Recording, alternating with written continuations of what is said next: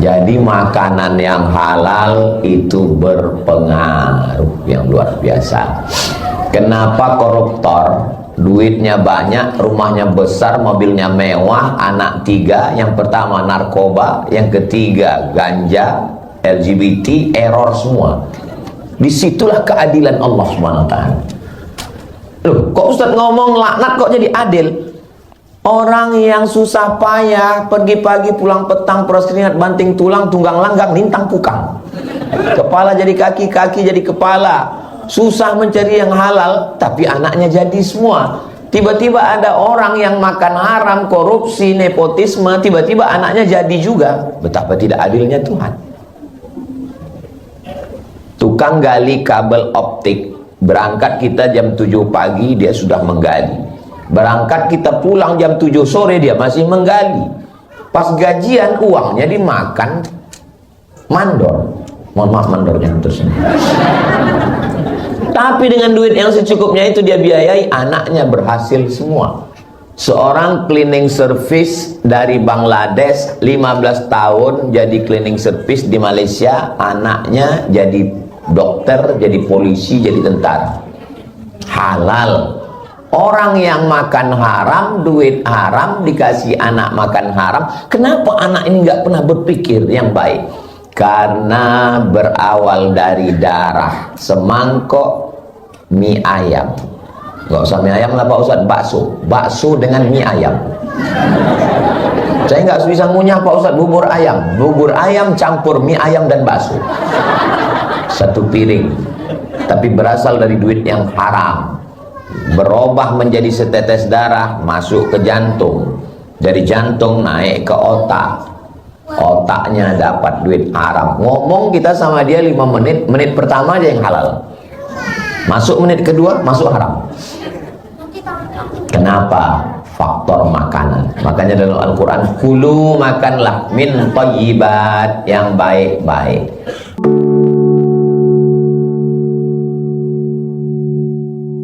Sudikah engkau menemani aku sampai kematian tiba hingga ke pintu surga? Kalimat itu tidak salah, betul, tapi kurang tepat. Karena perempuan itu bukan cuma menemani dirinya, tapi adalah menjaga, mendidik anak-anaknya. Mudah-mudahan yang sudah menikah istrinya solihah-solihah, yang belum menikah dipertemukan dengan istri yang solihah-solihah. Sama bunyi aminnya. Jadi yang pertama sekali adalah memilihkan perempuan yang solehah. Ketika bercerita tentang Nabi Musa alaihissalam, Nabi yang paling hebat, membawa 600.000 orang dari Mesir ke Palestina. Enggak ada tuh satupun ayat tentang ayah. Carilah ayat tentang ayah Nabi Musa, enggak ada. Yang ada wa auhayna ila ummi Musa, kami ilhamkan kepada ibu Musa. Memangnya Nabi Musa nggak punya ayah? Ada ayahnya. Tapi kenapa disebut ibu Musa? Karena ibu yang punya peranan luar biasa. Ketika semua anak laki-laki yang lahir disembelih, anak laki-laki dipotong kepalanya, hanya karena seorang raja mimpi melihat anak kecil menarik mahkotanya, lalu dia ketakutan, buat razia, semua anak kecil potong kepalanya. Maka saat itu yang menyelamatkan bukan ayah, tapi seorang ibu. Apa kata Allah Subhanahu wa taala? Fa in khifti alaihi fa'alqihi fil yammi. Kalau kau takut nanti anakmu disembelih, hanyutkan dia ke sungai Nil. La takhafi, jangan kau takut, wala tahzani, jangan sedih. Ada dua perasaan ibu. Yang pertama perasaan takut, yang kedua perasaan sedih. Jangan sampai ibu terlalu takut, stres, depresi, anxiety, bunuh diri. Jangan terlalu sedih. Apa beda takut sama sedih? Sedih itu masa lalu, takut itu masa depan. Belum pernah orang bilang aku sedih sekali. Kenapa? Melihat masa depan. Sedih itu masa lalu. Kalau sudah selamat dari rasa takut dan sudah selamat dari rasa sedih, maka bisa menjadi sosok ibu Nabi Musa alaihissalam. Siapa lagi nabi-nabi yang hebat? Yang lamanya disebut kama sallaita ala Ibrahim wa ala ali Ibrahim, kama barakta ala Ibrahim wa ala ali Ibrahim. Nabi Ibrahim juga bercerita tentang sosok seorang ibu.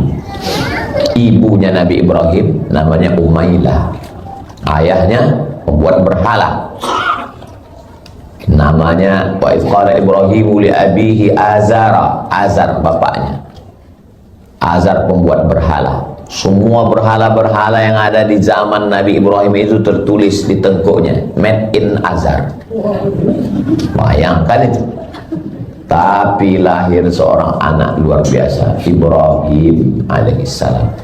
Bagaimana dengan Nabi Isa? Nabi Isa memang gak ada ayahnya sama sekali. Makanya kalau ada orang mengatakan Nabi Isa itu Tuhan karena nggak punya ayah, berarti Nabi Adam lebih layak jadi Tuhan karena nggak ada ibunya. Ketua Ikatan Ulama Sedunia Syekh Yusuf Al-Qardawi, anak yatim, nggak punya ayah, dibesarkan oleh seorang ibu. Makanya kunci pertama pendidikan karakter adalah ibu.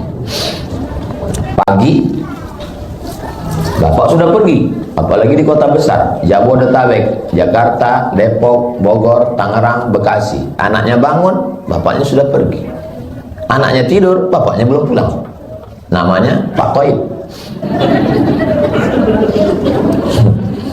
Lalu siapa yang menjaga, mengayomi, melindungi adalah ibu. Jadi ibu-ibu yang merasa dirinya kurang baik. Ini Ustaz Somad dari tadi ibu-ibu kayaknya nyindir saya ini. Saya nggak tahu. Saya nggak tahu ini apa yang mau saya sampaikan ini. Yang penting sesuai dengan judul.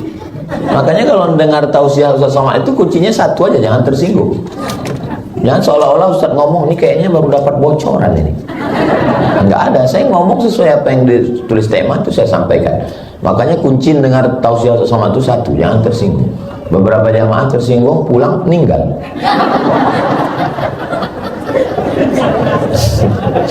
Bukan karena itu, ajalnya memang sudah sampai. Jadi ibu adalah kunci yang utama. Kalau ibunya baik, insya Allah anak baik. Al-baladu tayyibu yakhruju nabatuhu bi'izni rabbihi walladzi khabutha la yakhruju illa nakida. Tanah yang tandus akan mengeluarkan tanaman yang tandus, tanaman yang jelek. Tanah yang bagus akan mengeluarkan tanaman yang cantik dan indah, bunga-bunga. Kenapa bunga-bunga di depan ini cantik dan indah? Ya karena tanahnya bagus. Tapi kalau kita naik kereta api di Maroko dari Casablanca ke Rabat, itu kanan kiri nggak ada bunga mawar, nggak ada bunga melati, yang ada kaktus. Bunga kaktus tumbuh di gurun pasir Sahara. Dilihat tidak menarik, dicium hidung bengkak. Itu ditanam di tanah yang tidak bagus. Siapa dia? Ya bunayya irkam ma'ana. Wahai anakku, mari naik ke atas perahu bapak. Apa kata anaknya? Sa'awi ila jabali ya'simuni minal ma'. Saya nggak perlu naik perahu bapak. Saya cukup naik ke atas bukit yang akan menyelamatkan saya. Nama anaknya Kan'an. Nabi sekalipun kalau ditanam benih yang bagus, kualitas bagus. Ini Ustaz Abdul Somad bibit impor dari Malaysia. Ustaz suka makan durian. Iya, apa namanya? Musangking. Ditanam di tanah tempat kita, tumbuh jadi kucing king. Memang tumbuh juga dia. Saking pengennya makan ubi di Mesir, akhirnya dibawalah batang ubi. Dibawa batang ubi diletakkan di asrama. Kawan saya yang buat, tanah asrama disiram. Memang ada batangnya tumbuh, tunasnya ada, daunnya hijau, tapi nggak berbuah. Kenapa? Bibitnya bagus, tapi tanahnya tidak bagus. Nah, maka karena itulah, karena melihat kalau perempuan bagus, kalau perempuan itu bagus, maka orang yang dikelilingnya jadi bagus. Perempuan bagus, suaminya jadi bagus. Perempuan bagus, anaknya jadi bagus. Perempuan bagus, mantunya jadi bagus. Kenapa? Karena perempuan yang panitia utama fit and proper test. Sekarang di zaman canggih sekarang, kalau ada iklan apapun namanya, sales, pemasaran, yang dicari laki-laki apa perempuan? Perempuan. Kalau ada sales kulkas nyari perempuan, memang perempuan nggak terlalu jauh dengan kulkas. Tapi sales sepeda motor, sales rumah, tetap nyari perempuan. Dan terakhir sales pilkada, yang dicari laki-laki apa perempuan? Perempuan, karena dia tahu perempuan punya pengaruh di rumah. Yang kena serahan pajar laki-laki apa perempuan? Perempuan, karena kalau sudah perempuan dapat, yang lain ngikut. Nah, ini dari ketawanya curiga sih. Berarti 27 kemarin dapat. Begitulah hebatnya perempuan. Makanya kalau mau keluarga baik, anak baik, beretika, beretitude, akhlakul karimah, perempuan mesti dididik dengan baik. Ustaz Somad itu ngomong aja itu perempuan. Gimana Ustaz mendidik perempuan dengan baik? Ma'had Az-Zahra itu khusus untuk perempuan. Saya ditanya, kok laki-laki? Laki-laki ada, Nurul Azhar. Tapi kami, yang tempat kami khusus untuk perempuan. Ustazah Fatimah mendidik supaya apa? Karena kalau perempuan baik, anaknya jadi baik, suaminya jadi baik, mantunya jadi baik, lingkungan jadi baik. Kalau sudah istri baik, suami baik, anak baik, mantu baik, cucu baik, selesai masalah. Jadi masalah kita ini sekarang adalah masalah perempuan. Kenapa muncul masalah? Karena banyak perempuan bermasalah. Di sini nggak ada. An-nisa imadul bilad, perempuan itu tiangnya negara. Negara kita ini tiangnya perempuan. Idza sholahat sholahatil bilad. Kalau tiangnya ini tumbang, tumbang semua. Kehebohan politik ini sekarang kan karena perempuan semua. Yang paham tentang analisa politik sekarang, itu pokok pangkalnya itu perempuan. Nah, jadi ini yang pertama. Berapa yang Ustaz sampaikan sekarang? Ada 5 poin. Yang pertama sekali adalah perempuan mesti baik berdasarkan contoh-contoh tadi. Yang kedua, apanya lagi mesti baik? Makanan. Makanan mesti baik. Baik pun perempuan, tapi kalau dikasih makanan yang tidak baik, makanan haram. Ustaz Somad ngomong, ya. Ustaz Somad melihat, ya. Ustaz Somad jalan, ya. Yang menggerakkan lidah, yang menggerakkan mata, yang menggerakkan telinga, otak. Selamat datang Ustaz. Ustaz Lukman adalah Ustaz yang dididik oleh perempuan yang luar biasa. Saya setiap ke Pontianak datang ke rumah ibu beliau. Ibu yang baik mendidik seorang Ustaz. Ibu kalau mau punya anak seperti Ustaz Lukman, nanti kursus dengan ibu Ustaz Lukman. Ustaz Ardi dididik perempuan. Ustazah Fatimah dididik seorang perempuan. Ibu saya ada di hadapan. Nanti minta 2 SKS, 16 tatap muka, potong ujian akhir semester. Gimana beliau mendidik anak-anaknya. Nah, makanan ini pengaruhnya luar biasa. Dari mana manusia ini bisa melihat dengan tenang dan bisa mengenali orang? Kemarin video call dengan teman, nggak ada respon. Kita kalau video call respon, apa kabar Ustadz? Masya Allah, tabarakallah, kapan datang? Saya tanya, kok nggak ngerespon saya? Mohon maaf Pak Ustadz. Beliau mohon maaf, mudah-mudahan diberikan kesembuhan, kesehatan. Stroke itu penyempitan pada pembuluh darah sehingga darah tidak normal naik ke otak. Jadi kalau darah kita ini nggak normal naik ke otak, oksigennya kurang, darahnya kurang, maka otak ini tidak normal, tidak mengenali orang, bisa nggak kenal sama orang. Jangan-jangan nanti pas ibu datang ke kamar suami ibu nanya, kamu siapa? Tapi pas kawannya datang, kenal. Nah, itu bahaya. Kenapa saya bisa mengenali bapak ibu semua? Karena otak memerintahkan kepada mata, lihat. Hai Abdul Somad, ingat, otak ini dapat darah dari mana? Dari jantung. Jantung saya berdegup dan berdetak. Jantung ini dapat darahnya dari mana? Dari makanan. Itu makanya sebelum saya ke ruangan ini, tadi saya dari lift mau langsung kemari. Ternyata Ustaz jangan langsung masuk dulu ke ruangan transit. Di situ ternyata banyak sekali makanan. Baru saya minum berapa teguk, kuenya 1, langsung diminta kemari.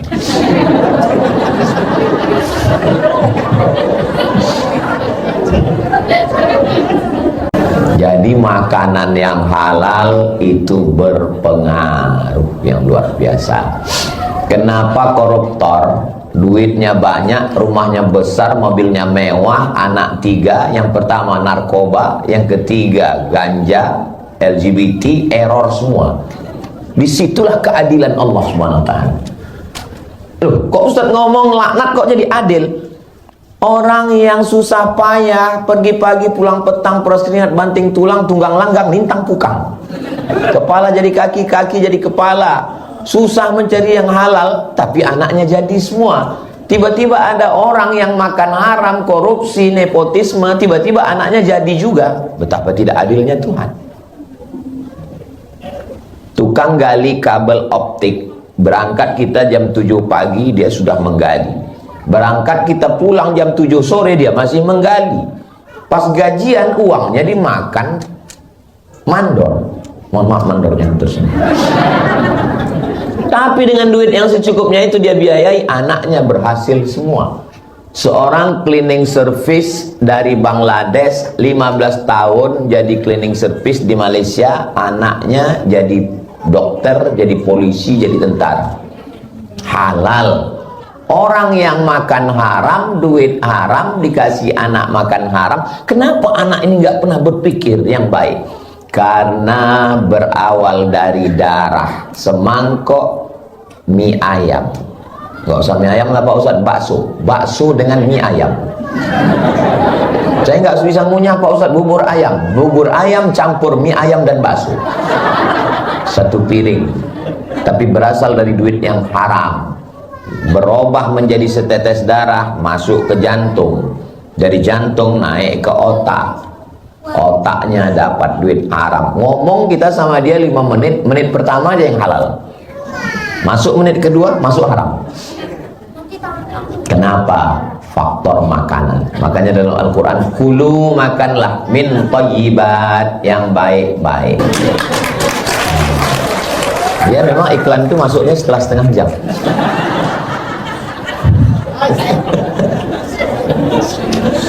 Jadi makanan yang baik ini mesti. Tadi saya kasih tahu berapa jurusnya tadi? 5 ya. Aduh kelewatan, mestinya 3 tadi. Jadi mudah sekali. Yang pertama gitu ya. Nah, maka makanannya kasih makan yang baik-baik. Sakit bukan azab, miskin bukan azab. Boleh jadi dengan sakit itu Allah ingin tegur kita supaya syukur sehat. Boleh jadi dengan agak susah sedikit Allah ingin supaya sujud kita lebih lama. Yang azab itu adalah tidak merasakan nikmat dalam ibadah, tidak merasakan nikmat dalam baca Quran, tidak merasakan nikmat dalam tahajud, tidak merasakan nikmat dalam sujud, tidak merasakan nikmat dalam ngaji. Orang berlomba-lomba, berebut-rebut mau ikut pengajian, yang udah diajak ngaji sampai dalam dikasih kursi VVIP marah ngaruk kepala. Kapan sih selesainya ini? Itu azab itu. Itulah azab di atas azab. Tidak merasakan nikmat. Dicabut Allah kenikmatan dalam beribadah. Dicabut Allah nikmat dalam dengar pengajian. Kenapa? Makan. Maka kasih makan yang halal-halal. Mbah saya, kakek saya, ayahnya ayah saya. Saya punya ayah. Ayah saya punya ayah. Ayah. Saya punya ayah. Ayah saya punya ayah. Berarti kan kakek saya meninggal. Harta warisannya belum dibagi. Saya punya ibu. Ibu saya punya ayah. Kakek juga kan? Kakek. Kata kakek saya dari pihak ibu saya, kalau bawa Abdul Somad ke rumah neneknya, kalau Abdul Somad ini cucuku dibawa ke rumah neneknya, tolong bawa nasi dalam rantang. Mak saya, loh kenapa mesti bawa nasi? Itu kan rumah neneknya. Karena mereka belum bagi harta warisan. Aku nggak mau cucuku makan harta yang masih bercampur dengan harta orang lain. Saya mendengar cerita ibu saya itu waktu saya masih kecil, belum sekolah. Sekarang baru saya paham. Oh, kira-kira kalau saya pergi ke rumah nenek saya makan di situ, halal atau nggak halal? Nah, tuh memang enak kalau ngomong depan MUI ya. halal. Yang saya makan nasi siapa? Nasi nenek saya, nasi bibi saya, nasi ayah saya. Tapi kata kakek saya, itu hartanya masih bercampur, belum dibagi. Harta yang belum dibagi dimakan secara fikih halal, tapi syubhat, samar-samar.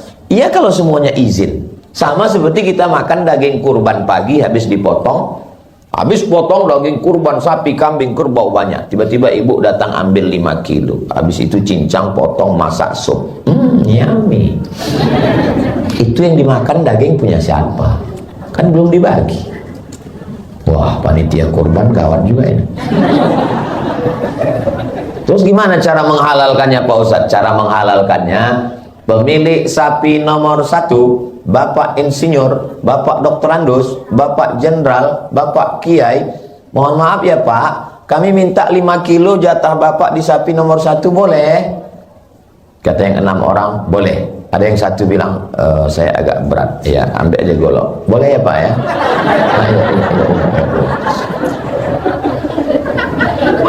Supaya halal, karena kita susah minta izin. Maka ketika makanan itu syubhat, na'udzubillah, rusak. Ada seorang wali Allah, sholat maghrib di Makkah, sholat isya di Madinah. Sekarang naik kereta api, cepat. Nggak secepat itu, tapi ini karomah. Sholat maghrib di Makkah, sholat isya di Madinah. Sholat maghrib, suatu malam nggak bisa. Kok orang iso ya? Kok nggak bisa? Ternyata bukan karena makan duit haram, karena makan syubhat. Tadi pagi belanja di pasar, beli kurma. Biasanya kurma itu 1 tumpuk 7 butir. Pas hari itu yang jual salah numpuk, ditumpuk 8. Secara fikih jual belinya halal atau haram? Halal. Tapi mestinya dia nanya dulu, Pak, ini kok 8? Biasa kan 7. Begitu halusnya tentang makanan. Jangan kasih anak makan haram. Memang betul Pak Ustadz, ceramah Ustadz itu memang betul. Saya punya beberapa anak Pak Ustadz, saya tes. Yang pertama-pertama ini haram semua. Yang terakhir-terakhir ini halal. Ternyata yang halal ini Pak Ustadz, sholat subuhnya nggak pernah tinggal. Sholat ke masjid. True story, kisah nyata jamaah kita. Nggak boleh disebut, jaga kode etik.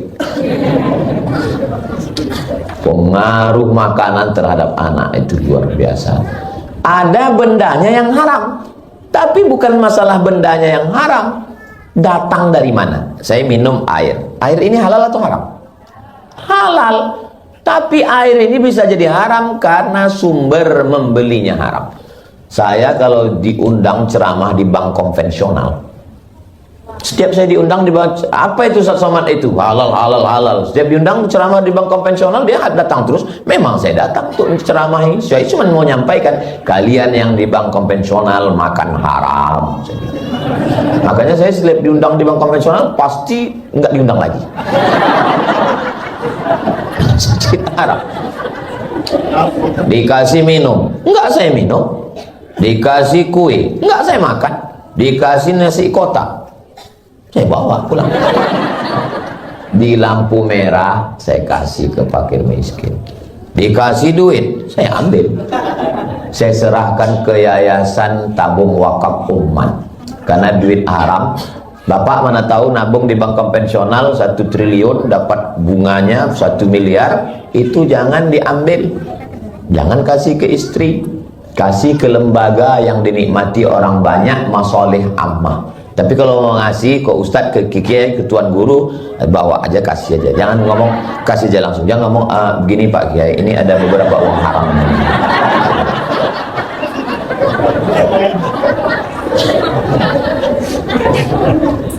Nah, hati-hati terhadap makanan haram.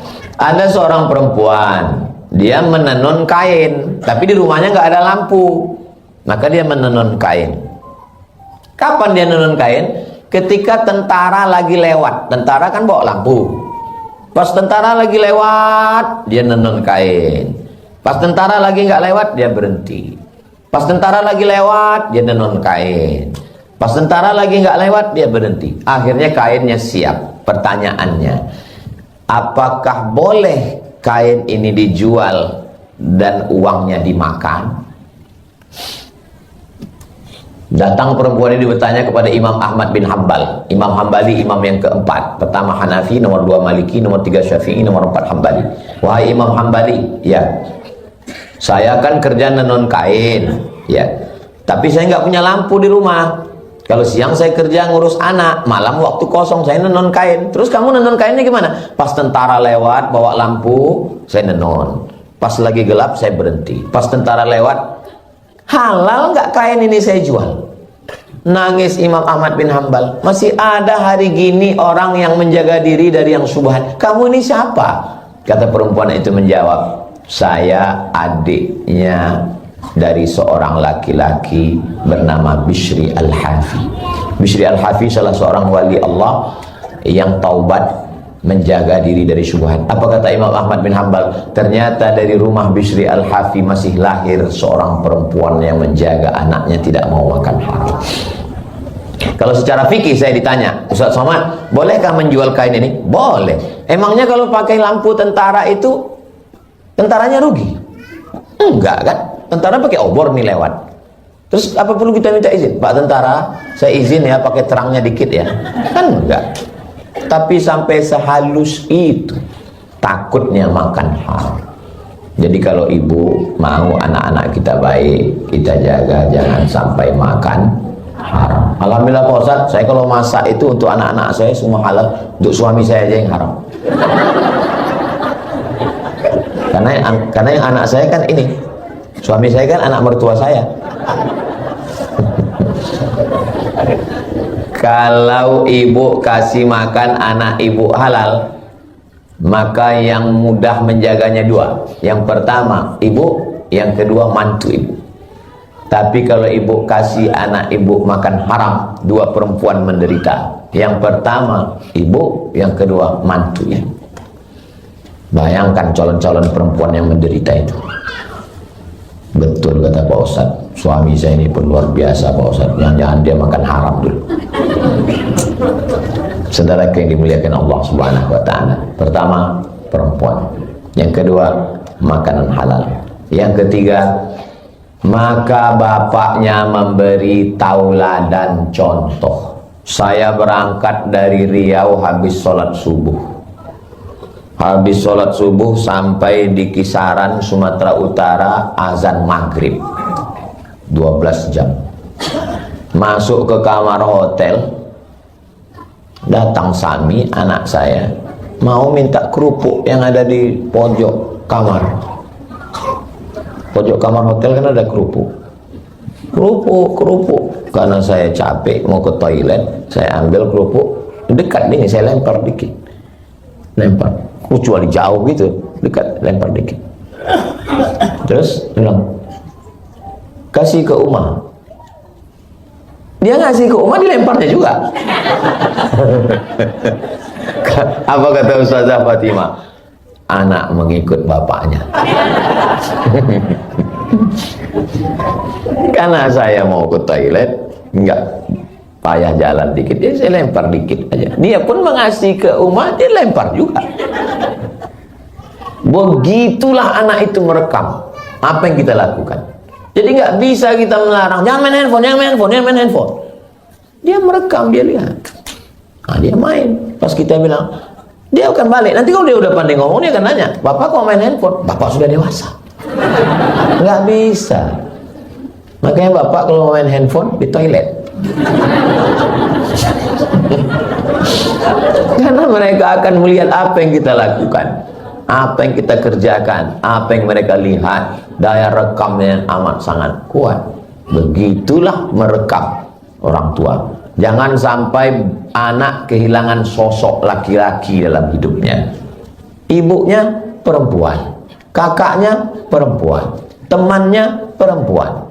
Akhirnya dia jadi na'udzubillah. Pas ditanya jenis kelamin kamu laki-laki apa perempuan? Saya perempuan yang terjebak di tubuh laki-laki. Na'udzubillah itu. Jangan sampai dia kehilangan sosok bapak dalam dirinya. Ustaz Somad ini ngomong-ngomong bapak dia sendiri jarang di rumah. Saya ini hari Jumat, hari Sabtu, hari Ahad, hari Senin saya wajib pulang ke rumah. Senin sore sampai di rumah malam Selasa. Selasa, Rabu, Kamis saya tetap di rumah. Saya tetap gendong anak, saya tetap bawa jalan. Yang terakhir saya gendong, saya bawa pakai mobil, ada tamu datang, saya gendong, saya bawa jalan. Pokoknya yang lihat Instagram saya tahu lah. Berarti belum follow. Jangan sampai anak kita kehilangan sosok, Pak. Nanti di hari tua, pas hari libur bapak pergi kemana? Mancing. Memangnya nanti kalau bapak tua datang kawan mancing itu, dia pun tua juga. Bro gimana? Aku pun tua juga katanya. Siapa yang akan bawa kita ke masjid? Siapa yang akan menyuap makan kita? Kita nggak bisa makan, kita telepon kawan kita, video call sama kawan mancing. Gimana? Kau bisa nyuap? Aku pun minta suap juga. Tolong para pemancing mania jangan tersinggung. Saya mancing juga, mancing keributan. Jadi sosok ayah nih jangan sampai tahu saya kita ini sibuk semua laki-laki pejuang, tapi ada waktu khusus untuk anak-anak kita ini. Kosongkan waktu. Laki-laki sekarang sebelum azan subuh sudah pergi keluar rumah. Zaman dulu sampai ada ungkapan jangan sampai rezeki dipatok ayam. Zaman dulu artinya apa? Karena banyaknya orang tidur sampai ayam. Zaman sekarang lebih dulu orang daripada ayam. Ayam pun heran, kok gitu-gitu banget ya kata ayam.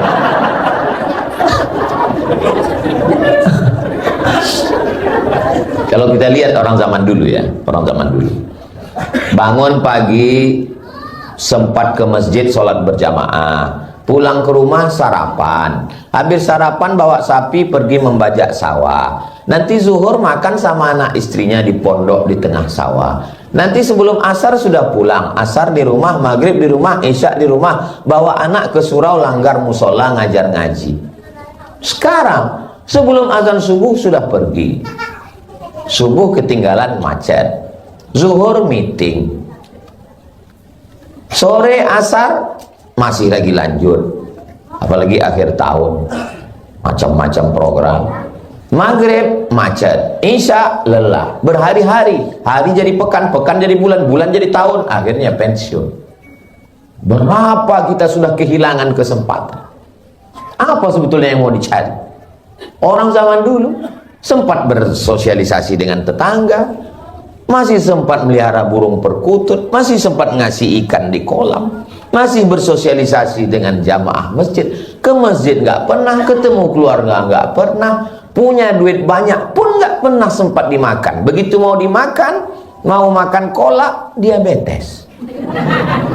Mau makan kambing, tuh banyak yang ngaku.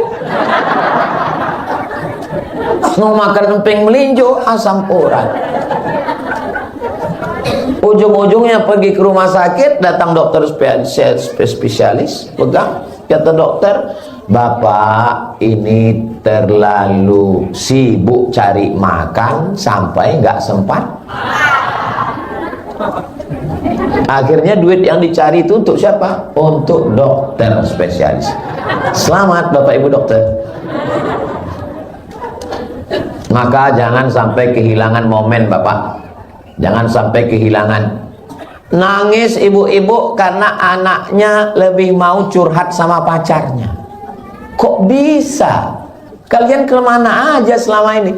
Kami mencari nafkahnya, kebutuhan keluarganya. Kesuksesan seorang perempuan adalah ketika punya anak yang soleh-solehah, duduk di samping pelaminan meneteskan air mata. Apalagi pas acara sungkem itu kan, anaknya dibawa, Papa, Ibu. Ya mereka nangis, yang nonton ketawa. Kenapa? Bulu matanya lepas.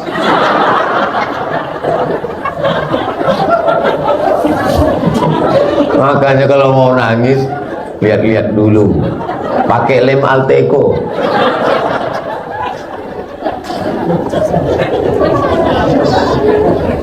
Kenapa ibu menangis di samping pelaminan? tugas kami sebagai orang tua sudah selesai Pak Ustadz. Kata siapa tugas kalian selesai? Anak kalian pergi dibawa ke pulau bulan madu, seminggu setelah itu pulang, tiba-tiba jilbabnya melayang, bajunya terbang, anting-antingnya 13, satu di hidung. Kita pun heran, ini orang apa sapi kurban? Ya. Maka ibu mendidik, man ala salasa banatin, siapa yang mendidik 3 anak perempuan, fa'addabahunna, dididik dengan baik, wa zawwajahunna, dinikahkan dengan orang baik-baik, wa ahsana ilaihinna, dia buat baik sampai mati, falahul jannah, maka surgalah baginya. Begitulah pengaruh laki-laki. Sekarang banyak orang lebih lama dengan orang lain daripada keluarganya. Berangkat pagi jam 5 sampai kantor jam 6, serapat, meeting, pertemuan jam 7, ketemu, pulang jam 4 sore, macet jam 5, jam 6 mati, sholat maghrib, sholat isya jam 8 baru dia ketemu full dengan keluarga. 9, 10, 11, kalau dia tidur jam 11 hanya 3 jam dengan keluarga, sisanya dengan orang lain. Akhirnya apa kata orang barat? Witing trisno jalaran sukokuli. Makan dengan orang lain, jalan dengan orang lain, curhat dengan orang lain. Akhirnya apa? Berawal dari ngobrol, tukar-tukaran nomor, muncul rasa nyaman. Berawal dari macam. Kenapa kau akrab dengan dia? Dia sudah macam abangku, sudah macam bapakku, sudah macam kakakku. Berawal dari macam, berakhir dengan macam-macam. Ingat, buaya darat. Maka bapak kalau sudah pulang ke rumah, matikan handphone. Jadilah seorang ayah. Be a father. Jadilah seorang ayah. Bawa jalan ke sana. Saya memang kalau lagi jadwal di Jakarta ini, dikawal keliling. Sahabat UAS. Mana-mana saya dikawal. Di Malaysia. Tapi kalau saya di rumah, saya jalan. Gimana Ustaz jalan ke mall? Orang kan kenal. Saya pakai masker. Pakai masker, pakai kacamata hitam, pakai topi. Saya pergi ke mall. Sering ketemu di eskalator, Ustaz Somad ya? Bukan. Masa kita udah jalan dia mau ganggu juga. Dia jalan sama ustazah, jalan ke sana, jalan kemari. Untuk apa? Supaya waktu kita, kalau bahasa kampung kami, quality time. Waktu yang berkualitas. Sosok seorang ayah, jangan sampai dia kehilangan. Saya tahu bapak bisa bayar driver, bapak bisa bayar security, bapak bisa bayar orang untuk jalan, bayar semua. Tapi tidak semua bisa dibayar. Kelihatannya ucapan saya ini mewakili sekali ya. Jangan sampai nanti bapak semua, Papa kami mau jalan, saya bayar. Papa kami mau makan, saya bayar. Nanti sampai masanya dunia berganti, musim berubah. Ketika terbaring kita di ruang ICU, kita pesan, siapa yang nyuapi aku? Mereka balas, kami bisa bayar. Siapa yang akan mentalkinkan telingaku la ilaha illallah? Apa kata mereka? Senyum. Nanti kami kirim bluetooth. Hari ini bapak boleh tersenyum, tapi sampai masanya nanti itu bisa saja terjadi. Nauzubillah. Mudah-mudahan kita diselamatkan Allah Subhanahu wa taala. Sosok ibu, makanan yang halal, sosok ayah jangan sampai tinggal. Sosok ibu, makanan yang halal, sosok ayah jangan sampai tinggal. Masih ada 2 lagi. Karena kalau ini enggak lengkap ini. Yang keempat adalah bagaimana lingkungan sekitar. Itulah pentingnya kita punya circle-circle lingkungan. Ibu kalau punya circle, banyak ibu-ibu yang pakai jilbab bagus tapi kawannya genderuwo dan mak lampir. Mereka pas weekend, pas cuti datang ke rumah, rambutnya 3 warna merah kuning kelabu, lipstiknya 3 inci. Ibu memang baik, tapi anak ibu kan lihat teman-teman ibu, circle-circle ibu, maka mereka akan berpengaruh sekali. Maka hati-hati kalau bawa teman ke rumah. Apalagi dia gendong, dia lihat. Pulang teman ibu, dia cat kuku dia panjang. Hati-hati dengan lingkungan kita. Saya jalan ke rumah orang. Pas lagi malam ngobrol, datang tamu. Waktu itu malam Ahad, malam Minggu. Bilang sama yang punya rumah, punya anak gadis. Kamu nggak keluar malam ini? Gitu.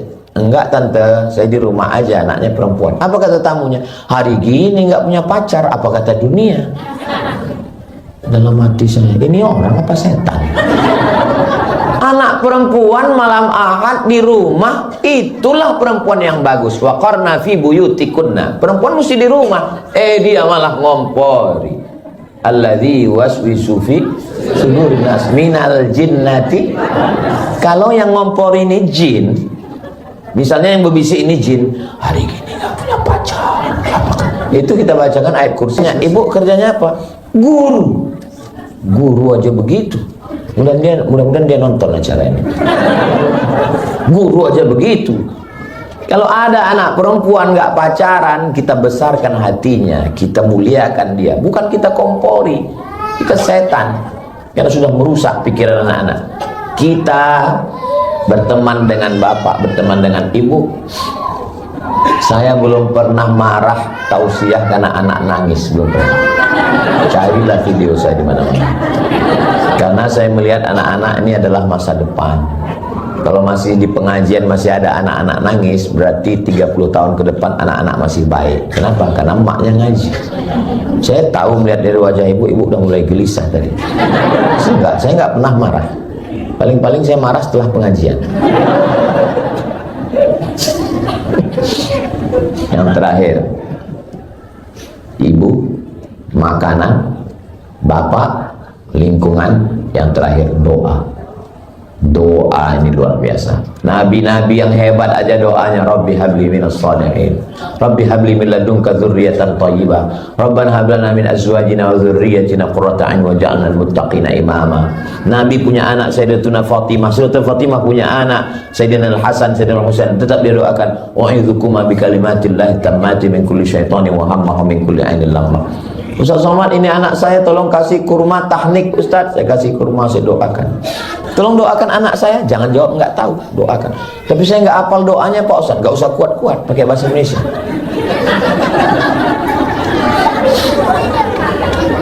Doanya apa Pak Ustaz? Ya Allah, jadikan anak ini anak yang soleh dan solehah. Jadikan dia penghafal Quran. Jaga dia dari semua yang mengganggu zahir dan batin. Berikan dia kebaikan. Jadikan dia para ulama. Jadikan dia menjadi orang yang alim, yang faqih. Jadikan dia da'i yang menyebarkan agama Allah. Jadi anak-anak ini jangan sampai putus doa. Beda doa ibu saat dia di luar dengan saat dia di kamar tidur. Pandang wajahnya pas lagi tidur dengan pas dia lagi jalan-jalan itu beda perasaan. Saya ngelihat anak lagi sedang tidur dengan pas dia lagi bangun, itu beda perasaan kita. Doakan dia. Kenapa? Ad-doa silahul mu'min. Doa itu senjatanya orang beriman. Bertawassul kepada Allah dengan sedekah. Ya Allah, berkat sedekahku jadikan anakku ini soleh. Bertawassul kepada Allah dengan bersolat. Berkat solat hajatku jadikan anakku ini soleh. Bertawassul dengan bacaan Al-Quran. Berkat bacaan Al-Quranku, khatamanku, jadikan anak ini soleh. Sependek-pendek tawassul dengan Al-Fatihah. Berkat bacaan Al-Fatihahku jadikan anakku ini anak soleh. Sekarang orang banyak tidak berdoa lagi. Kalau saya nggak bisa berdoa, ya saya aminkan doa orang lain. Habis selesai sholat, imam baca doa, saya baca amin, amin. Sekarang orang banyak yang nggak baca doa lagi. Selesai sholat, pas ditanya, kok nggak berdoa? Doa yang lamanya belum makbul Pak Ustaz. Apa ini? Kita tidak pernah bosan berdoa. Minta doakan sama ulama. Ada Ustaz Lukman, doakan. Ada Ustaz Ardi, doakan. Ada Ustaz Somad, doakan. Supaya apa? Nggak tahu kita dari mulut yang mana keberkahan itu diturunkan Allah Subhanahu wa taala. Ada orang-orang yang solihah, yang baik-baik, kita datang, kita tahu anaknya baik-baik, keluarganya baik, tolong doakan anak saya. Setiap tamu-tamu, kiai-kiai, ustad-ustad, tuan-tuan syekh, tuan-tuan guru yang datang, siapapun yang datang ke rumah, pasti saya bawakan anak saya. Tolong doakan. Khalas, kata mereka, Ustaz Abdul Somad, kamu sudah doakan anak saya, minta baca, minta hembus, minta. Karena begitu kami dulu dididik oleh orang tua. Saya pergi ke Medan dulu, almarhumah mak kemana ceramah tausiah saya bawa. Sampai di Medan, nginap di hotel Jalan Sisinga Maharaja. ada tamuku katanya. Di mana itu tamunya datang? Terserah, mau di kamar boleh, mau di lobi boleh. Di lobi aja lah. Di lobi, saya biarkan mereka duduk ngobrol. Lalu saya tetap nguping apa yang dibicarakan. Rupanya temannya nanya, apa kau doakan anakmu? Kata mak saya, anakku setiap malam aku minta kepada Allah, ya Allah sehatkan dia, Al-Fatihah, panjangkan umurnya, Al-Fatihah, murahkan rezekinya, Al-Fatihah, jaga hatinya, Al-Fatihah. Berapa kali? 100 kali kata mak saya. Dia nggak pernah cerita sama saya. Waktu itu saya bilang, mak 100 kali banyak juga itu. Jadi ibu sanggup 10 kali alhamdulillah, 20 kali alhamdulillah, 30 kali alhamdulillah. Ada jamaah, Ustaz Somad tadi saya lewat di rumah emak Ustaz.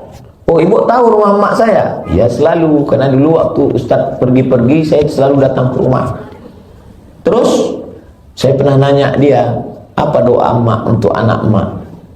Somad itu kalau dia di rumah malam-malam, aku di depan kamarnya, ku doakan dia, ku zikirkan dia la ilaha illallah 1000 kali, 2000 kali, 3000 kali.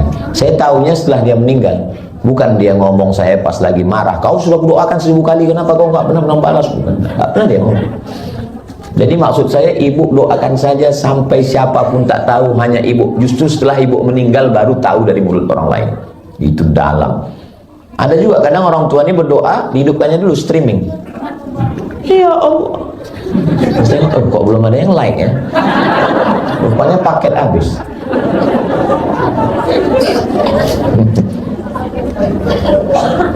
Ibu, makanan, ayah, lingkungan, doa.